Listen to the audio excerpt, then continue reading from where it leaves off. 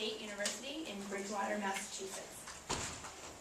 This past summer, I was awarded the Adrian Tinsley Undergraduate Research Grant from my university, Bridgewater State. I was a senior at the time, getting ready to enter into my final semester at BSU. What an amazing way to end an academic career. As a history major, I developed a strong interest in studying the female experience, particularly in the United States. Guided by several wonderful professors, including my to-be mentor for my undergraduate research, Dr. Margaret Lowe, I began to develop a specialty in the history of the American women's fight to win the vote.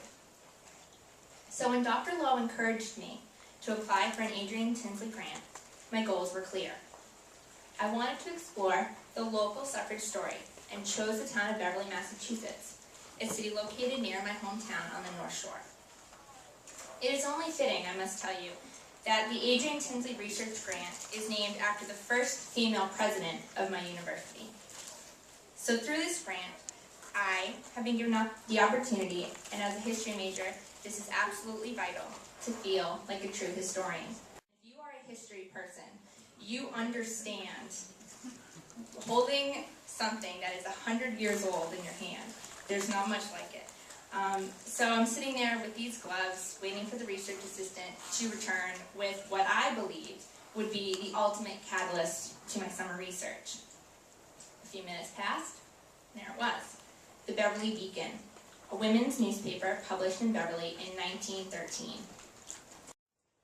On another day of research, that in contrast seemed well on its way to being a total failure. I'm sure every researcher in this room can understand that. I'd already spent hours at the Beverly Public Library going through newspaper microfilms with very little to show for it. I decided to swing by the Beverly Historical Society in an attempt to save the day from being a total wash. My day turned around when the curator brought out a dusty old notebook from 1915. This notebook, having belonged to Mary Boyden, a female, remember this, the secretary and treasurer to the Beverly Anti-Suffrage Association, contained newspaper clippings and meeting records which chronicled both sides of the suffrage debate. Now, you never would have thought that a person could get so excited over a dusty old notebook and some newspaper clippings, but that made my day, made my research, made my summer. Mary Boyden's notebook is a rich and beautiful source at the age of 96. And on that day, and many others, I felt like a true historian.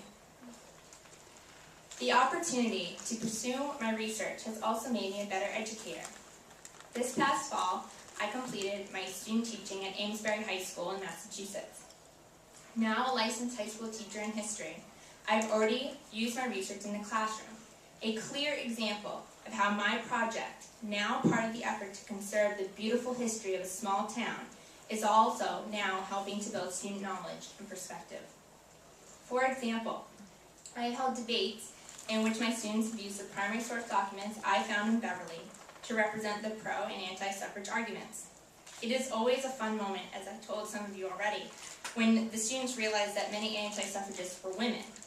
It challenges our contemporary expectations and experiences, and it's part of the suffrage story that's very rarely told in the typical high school textbook. And there's nothing more rewarding than seeing your students learning before your eyes. And I was able to use my research in the classroom and see that. Further, as an educator, it is always important to put yourself in the role as a student.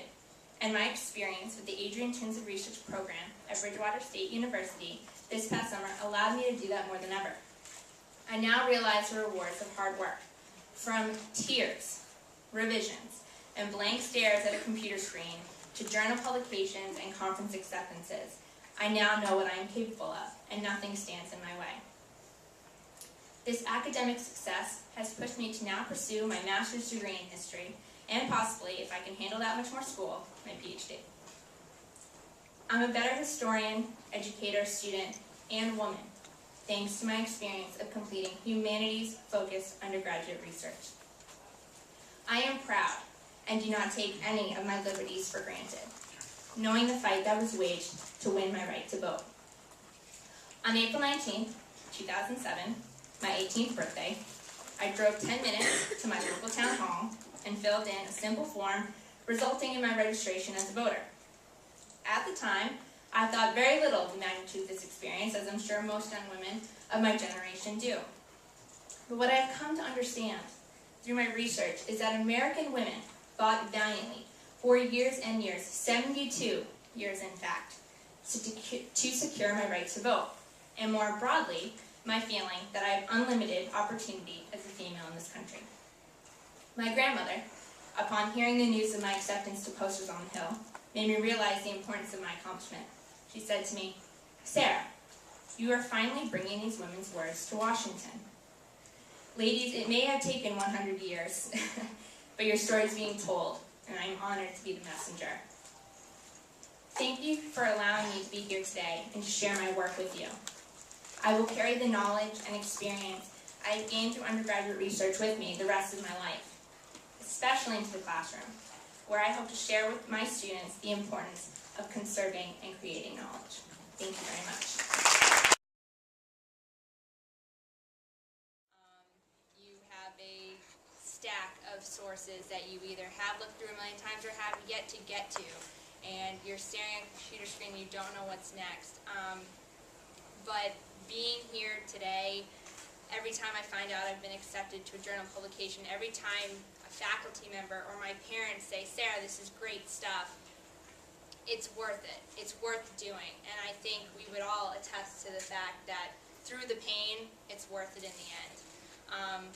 And I would highly recommend this to anybody, because through any pain, there is growth. And I think we've all probably grown.